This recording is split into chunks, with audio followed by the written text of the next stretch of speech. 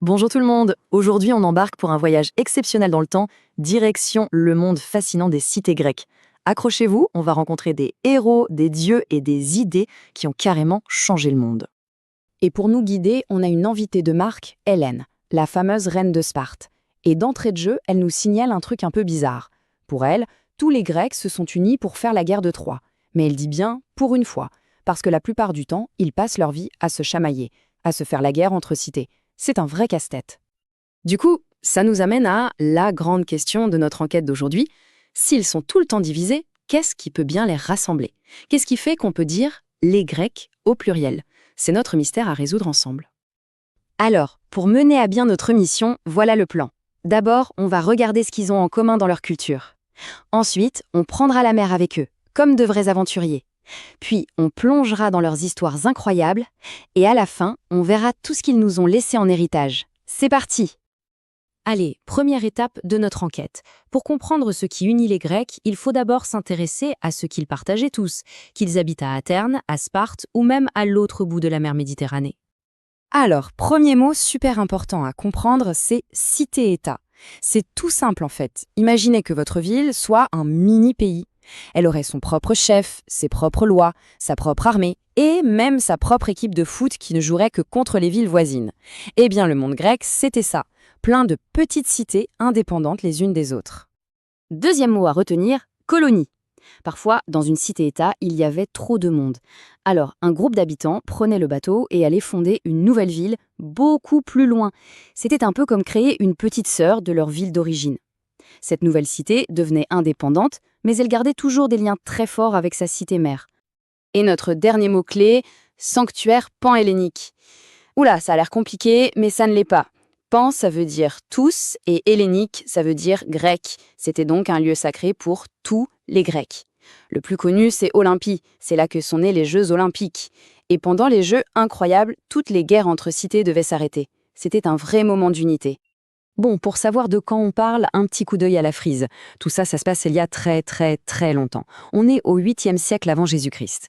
C'est à ce moment-là qu'ont lieu les tout premiers Jeux olympiques, en 776, et qu'un poète génial, Homère, écrit ses récits. Et si on avance un peu, vers le 5e siècle, on voit apparaître quelque chose de révolutionnaire à Athènes, la démocratie. Allez, on passe à la deuxième partie, et là, on prend le large. Parce que les Grecs, ils ne sont pas restés tranquillement chez eux. Leur secret pour explorer le monde et rester connectés les uns aux autres, c'était la mer. Pour eux, la Méditerranée, ce n'était pas un obstacle, c'était une véritable autoroute.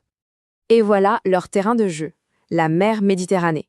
C'est là-dessus qu'ils vont naviguer, faire du commerce, échanger des idées et bien sûr fonder de nouvelles cités. À l'origine, tout part de là, de cette zone qu'on appelle le monde des géants. C'est le cœur du monde grec. Regardez bien, c'est un pays de montagnes avec des centaines d'îles. Forcément, ça donne envie de construire des bateaux et de partir à l'aventure, non? Et regardez-moi ça, c'est impressionnant. En partant de leur région d'origine, les Grecs ont essaimé partout. Chaque petit point que l'on voit sur la carte, c'est une colonie, une nouvelle cité grecque. On en trouve dans le sud de la France, comme à Marseille, en Italie, en Espagne, et même sur les côtes de l'Afrique. Le monde grec est devenu immense. Troisième étape de notre mission. Tous ces Grecs éparpillés tout autour de la Méditerranée, qu'est-ce qu'ils pouvaient bien avoir en commun? Des histoires, des mythes incroyables que tout le monde, mais alors absolument tout le monde, connaissait par cœur. C'était un peu leur film et leur série à eux. Maintenant, on va faire un petit travail d'historien. On a un document sous les yeux, un vase antique. Et à l'époque, un vase, ça ne servait pas qu'à mettre des fleurs, ça racontait des histoires. Celui-ci, il nous raconte une aventure d'un des plus grands héros grecs, Ulysse, face à un danger mortel, les sirènes. Alors, quel est le danger ici? Ce sont les sirènes, des créatures fantastiques, mi-femmes, mi-oiseaux, dont le chant était tellement beau, tellement magique, qu'aucun marin ne pouvait y résister. En l'entendant, ils devenaient fous et allaient fracasser leurs bateaux sur les rochers. En fait, ces mythes, c'était aussi une façon de parler des vrais dangers de la mer à cette époque. Alors, comment il a fait notre Ulysse, le héros qu'on surnommait l'homme aux mille ruses, pour s'en sortir? C'est ça qui est génial, on peut le lire directement sur le vase. Étape 1, il a une idée de génie. Il ordonne à ses marins de se boucher les oreilles avec de la cire, comme ça ils n'entendent rien. Étape 2, lui il veut absolument entendre ce chant, alors il demande à ses hommes de l'attacher très fort au mât du bateau.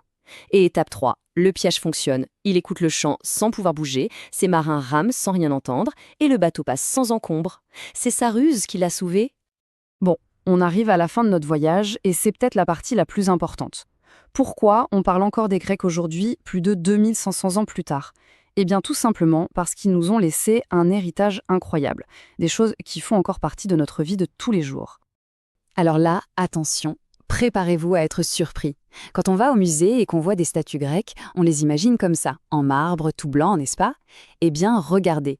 En réalité, à l'époque, elles étaient peintes avec des couleurs super vives. Ça change tout, hein? Leur monde était bien plus coloré qu'on ne le pense. Mais leur héritage, ce n'est pas que de la peinture, c'est surtout des idées. Et quelles idées! C'est eux, à Athènes, qui ont inventé la démographie, cette idée folle que c'est le peuple qui doit avoir le pouvoir. Bon, attention, à l'époque, les citoyens n'étaient que les hommes, mais l'idée était lancée. Ils ont aussi inventé le théâtre, la philosophie, bref, des choses qui sont encore au cœur de notre culture aujourd'hui. Voilà, notre enquête est terminée. On a rassemblé toutes nos preuves, c'est le moment de faire le bilan et de répondre enfin à la question que nous posait Hélène au tout début. Et pour que tout soit bien clair dans la tête, rien de tel qu'une petite carte mentale. C'est un super outil pour organiser ses idées et bien mémoriser. On met l'idée principale au centre et les preuves sur les branches. On va faire pareil pour notre enquête.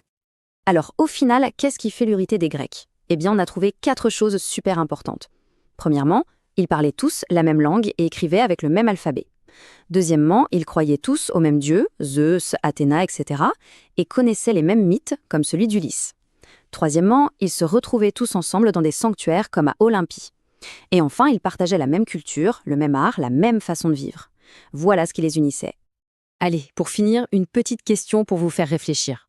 Maintenant qu'on sait que les statues grecques étaient peintes, imaginez que les musées décident de repeindre les originales pour leur redonner leur couleur d'avant. Est-ce que ce serait une bonne ou une mauvaise idée, à votre avis? Et pourquoi? Il n'y a pas de bonne réponse, c'est un vrai débat. Et voilà le petit résumé de tout ce qu'il faut absolument garder en tête, les personnages importants, les dates clés et les mots à connaître. Mémorisez bien tout ça. En tout cas, bravo pour votre excellent travail d'historien et d'historienne aujourd'hui, et je vous dis à très bientôt pour un nouveau voyage dans le temps.